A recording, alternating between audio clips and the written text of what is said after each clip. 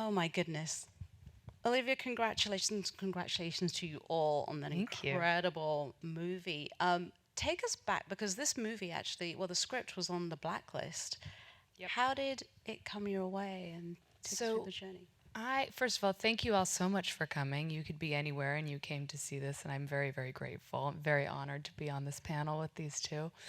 Yeah, Don't Worry, Darling was originally a spec written by Shane and Carrie Van Dyke. It was on the blacklist and in 2018. I saw the log line and I thought it was so interesting. And I thought, I wonder if we take this idea of a woman who believes she's living in the 1950s, realizes she's in a simulation. What if we took that and kind of told the story through a female lens? And so it was a piece of material that we kind of took Katie Silberman, my amazing producing partner and screenwriter.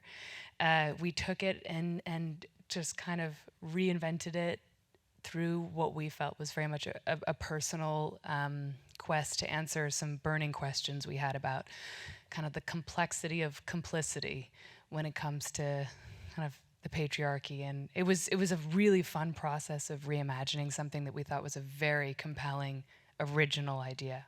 Yeah. And we'll talk about the timing later on, but talk about the casting because how do you find the perfect Alice and Jack? And, those two characters go on this journey. Yeah, well, something that was very clear to all of us who made the film was that it all rested, of course, on Alice's shoulders, and she is my idea of a modern superhero. She is the very rare kind of revolutionary who is willing to sacrifice all the comfort of her bubble world to kind of destroy the system that very much serves her. And I think that's really rare in history. And I think we wanted to find someone who could feel like they had that level of capability, of intensity, of courage, but also was incredibly human and organic within a world that we didn't want you to feel the inauthenticity of. We wanted you to feel this was very current, even though it was period. We all wanted it to feel very, yeah, organic in every single way. And Florence Pugh just has a magnetism and a humanity, as well as a sense of humor and intelligence that is innate. It can't be faked. And that was clearly what we needed for Alice. And, the movie is also really a love story in a very admittedly twisted way. But we wanted them as a couple to feel unique within this world. We wanted the audience to immediately feel like, well, there's something modern about them. Their passion, their connection feels so real and not stereotypically sort of 50s in the way that people often perceive those relationships from that era to be. And so it was about finding the perfect complement to Florence's intensity. And Harry had that innate warmth and charm as well. And together they just made our ideal Alice and Jack. And visually, the film is beautiful. Maddie Batik's cinematography, Katie Byron's production design, and Ariane, your costumes. I mean, give it up for Ariane. You did such an amazing you. job. I Thanks. mean, talk about working with Olivia and building Alice and this character through costume. Well, from the get go, meeting Olivia, meeting you, it was very clear. I was sent the script, which was in for the same. It was very intriguing, and it was telling a story that I felt we hadn't seen before, and the idea that a woman was directing it. And I was a fan of Olivia's work as an actor, and then I had seen Booksmart and was really blown away by it. So I was so surprised when I read the script. I didn't know what she would be making next, and I was seeing as we didn't know each other, I was very intrigued to understand. I knew of your activism, and I admire that about you, and I loved that it was going to be your vision. And then you sent me. It's weird to talk about her with her sitting here, so I have to talk to her. And then she sent me her mood board, which was filled with beautiful and very sophisticated images that were more art based than anything, and it was like a beautiful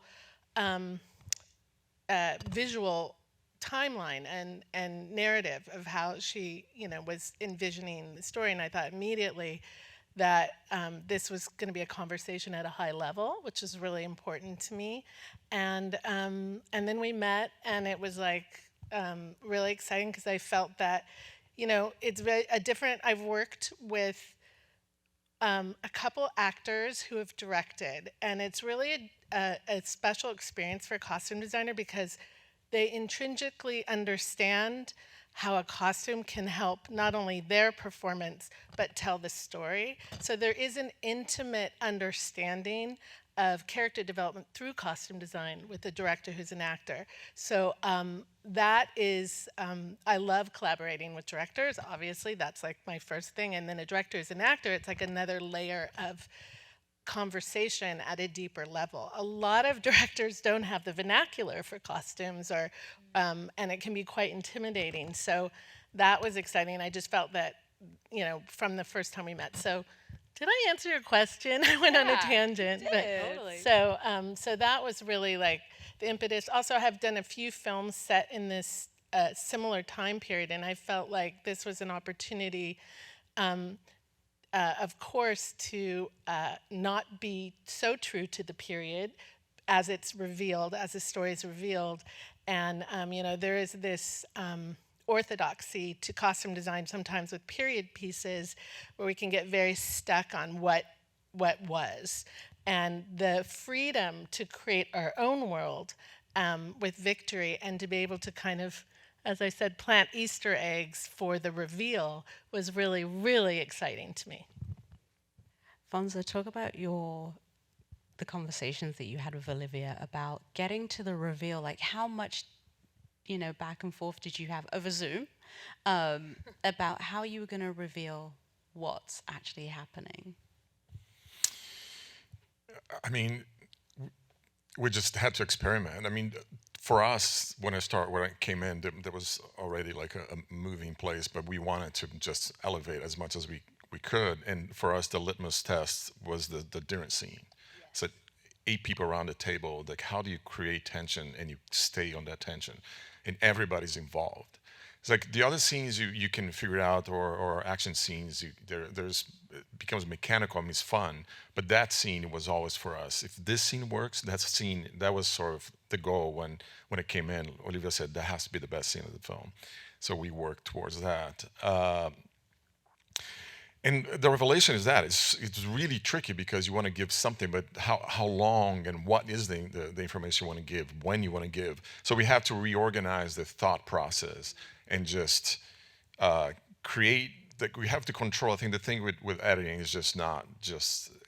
It's how do you create a pace that the audience is not ahead of you. They have to guess. So if you become this metronome, if the rhythm is just too safe, then you lost the audience. But by controlling it, by giving a lot and then giving a little, not enough. And also we had the element of that there's a sonic element, and we got to work with Skip and Paul, were just incredible. And that you fold into the storytelling, then it just becomes this. I mean, it's such a, and you have incredible performance, such a gift for an editor. We had a ton of fun. Olivia, talk about landing on the ending. Well, the ending was an ongoing experiment, I guess, as it always is. But we really wanted to leave the question open for the audience in terms of what happened to Alice, and I wanted it to be optimistic. I think when we discovered we knew the sound we wanted the audience to make. We wanted it to feel emotionally like a gasp, like an inhale, and then we thought, well, that kind of helped us find the rhythm of the end if we were trying to get to that sound. And I have to give it up to the studio who, had every reason to feel like this question should be answered and this should be a more kind of like a typical ending to a studio film. And we had really interesting conversations about, in film, if the audience is left wanting to know more, that's a good thing. And I think often in studio filmmaking, they think, well, the audience was left unsatisfied. And of course, there's this difference between dissatisfaction and just curiosity. So that was kind of an interesting experimental, like experiment and conversation to have with a studio who, in the end, like really supported me, which I was very grateful for. But I really wanted people to feel, optimistic in that Alice is free, whether that means death, whether that means she's got out, whether you feel that it's a happier for life in the modern day or not. I wanted it to be something people argued about in parking lots and over late night dinners. And people have been arguing, so that's a good thing. But it was it was all a testament to the performances that we felt like we had enough material to continue experimenting in so many different ways. Amazing. Olivia, Arianne, Affonso, thank you so much, and thank you everybody for coming out Thank tonight. you all so much. Thank you so much.